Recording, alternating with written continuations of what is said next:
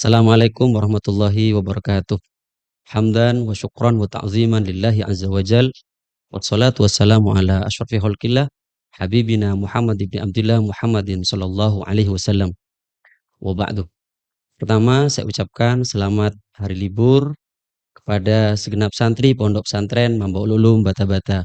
Semoga liburan kali ini penuh dengan barokah. Saya diminta oleh teman-teman untuk menyampaikan pesan-pesan kepada adik-adik santri Pondok Pesantren Membawa Ulum-Ulum Bata-Bata. Sebenarnya pesan ini lebih pada usikum wa nafsi bitaqwallah. Pesan pertama adalah pada segenap adik-adik santri Pondok Pesantren Membawa Ulum Bata-Bata, kita harus sadar bahwasanya apa yang kita lakukan pada hari libur Pondok Pesantren Membawa Ulum Bata-Bata itu insya Allah akan tetap diketahui oleh ahli maghfirah yang ada di Pondok Pesantren Mambaul Ulum Bata-Bata. Saya masih ingat dulu beberapa tahun silam ketika pada saat itu pengasuh Pondok Pesantren Mambaul Ulum Bata-Bata adalah Syekhona Abdul Hamid bin Ahmad Mahfud Zayadi. Pada saat itu beliau itu pada bulan Ramadan kalau tidak keliru, beliau itu menangis seharian, sedih. Dalam suatu hari beliau itu bersedih, menangis. Dan pada saat itu almarhum Syekhona Muhammad Thahir bin Abdul Hamid mendatangi beliau dan bertanya, "Abah, kenapa kamu menangis? Kenapa Ajunan menangis terus, Bah? Apa yang membuatmu bersedih?" Apa jawabannya Syekhona Abdul Hamid? Beliau menyampaikan dengan bahasa Madura, "Cong, mada iya kelakok natang santreh tinggal mulai dari pondok. Mada iya kelakok natang santreh tinggal mulai dari pondok." Ya kemungkinan beliau mengetahui apa yang dilakukan oleh santri Pondok Pesantren Bata-Bata, kemungkinan ada yang tidak sesuai dengan harapan dan impian beliau. Dan itu diketahui oleh beliau. Karena insya Allah beliau termasuk waliyun min auliyaillah. Itu pesan pertama. Pesan yang kedua, apa yang dilakukan oleh saya, kalian, kita semua ini selalu dinilai oleh masyarakat. Masyarakat itu melihat kita itu bukan hanya sebatas pribadi, tapi tidak sedikit masyarakat itu yang menilai kita itu adalah duta Pondok Pesantren Mambaul Ulum Bata-Bata. Jadi apa yang kita lakukan baik dari cara komunikasi, cara berpakaian, cara kita mengendarai sepeda motor dan semacamnya, kuku yang juga kadang lupa dipotong. Jadi kadang orang itu menilai kita itu ya kayak inilah bata-bata. Padahal bukan benar-benar bata-bata kan. Kadang memang kita sendiri yang kurang kontrol, tapi pada saat itu imbasnya berimbas pada Pondok Pesantren Mambaul Ulum Bata-Bata. Ya pesan-pesan guru-guru kita itu dulu biasa kayak gini, selalu senantiasa dipesan. Jika kita tidak bisa mengharumkan nama baik Pondok Pesantren kita, minimalnya kita tidak mencoreng nama baik Pondok Pesantren kita. Itu pesan yang kedua. Pesan yang selanjutnya adalah kita ketika pulang ini akan berkomunikasi langsung setiap hari dengan orang tua. Maka seharusnya kita benar-benar menjaga akhlak kita terhadap orang tua. Jangan pernah kita itu melawan, apalagi sampai membentak terhadap orang tua. Saya masih ingat diceritakan dalam salah satu kitab tasawuf.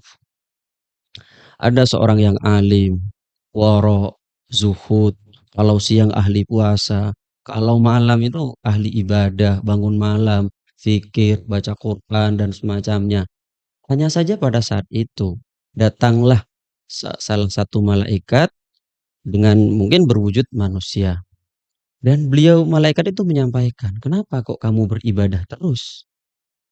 Padahal catatan amalmu di Lauh Mahfud itu, catatan amalmu kamu dicatat sebagai ahlun nar. Kamu oleh Allah Ta'ala dicatat sebagai penduduk neraka. Apa sih pentingnya kamu beribadah ini? Kok kamu beribadah setiap waktu?" Orang itu menjawab, "Saya itu beribadah kepada Allah Ta'ala bukan karena takut terhadap neraka. Bukan karena tamak terhadap surga. Lalu sama malaikat itu ditanya, "Lantas kenapa kamu beribadah?" "Saya beribadah kepada Allah Ta'ala karena tujuannya hanya satu, yaitu saya berharap ridho dari Allah Subhanahu wa Ta'ala." Akhirnya orang tersebut tetap beribadah. Dalam kurun waktu yang lama, malaikat tersebut datang lagi dan menyampaikan, "Absyir, berbahagialah kamu." Kenapa? Karena semenjak saat ini catatan amalmu dari ahlun nar sudah dirubah menjadi ahlul jannah. Ya orang itu biasa saja. Saya kan sudah menyampaikan, saya bukan orang yang tamak terhadap surga. Dan saya bukan orang yang takut terhadap neraka. Saya beribadah kepada Allah Ta'ala murni. Ingin menghambakan diri kepada Allah Ta'ala murni karena cinta kepada Allah Ta'ala. Dan berharap ridho Allah Subhanahu Wa Ta'ala. Tapi saya punya satu pertanyaan kepadamu. Kenapa saya itu dulu ditetapkan sebagai ahlun nar? Apa jawabannya malaikat ini? Sangat menarik itu jawabannya. Karena pada suatu saat engkau ingin diajak sholat oleh orang tuamu, engkau masih pura-pura tidur. Hal ini membuat Allah Ta'ala tidak ridho terhadap apa yang kamu lakukan terhadap orang tuamu, sehingga kamu dicatat sebagai ahlun nar. Semoga kita semua diselamatkan oleh Allah Ta'ala dan mendapatkan ridho dari orang tua kita, ridho guru kita, ridho Allah Subhanahu wa Ta'ala. Pesan yang keempat adalah kita ketika libur secara otomatis ketika di pondok kita tidak bisa pegang HP dan semacamnya, ketika kita libur, kita akan bisa menggunakan HP setiap hari, setiap waktu. Pesan saya adalah, ayo kita bijaklah dalam bermedia sosial.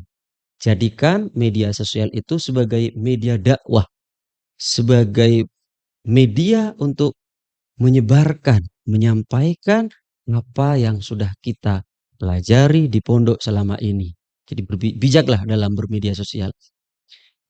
Pesan saya yang terakhir adalah terutama kepada santri putra, hati-hati dalam komunikasi dengan santri putri. Jangan terlalu baik, bukan hanya sama santri putri, sama perempuan secara umum. Jangan terlalu baik dengan perempuan, karena kebaikan laki-laki terhadap perempuan selalu menyisakan sebuah harapan.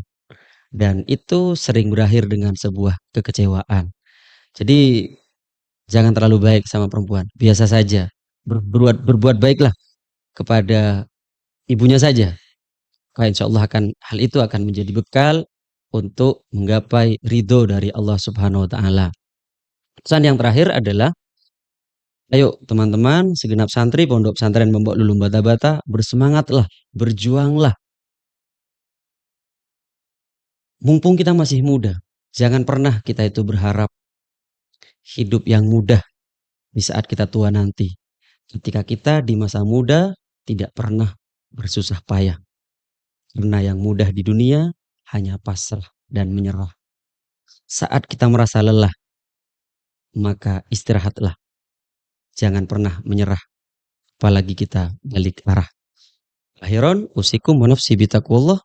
Wassalamualaikum warahmatullahi wabarakatuh.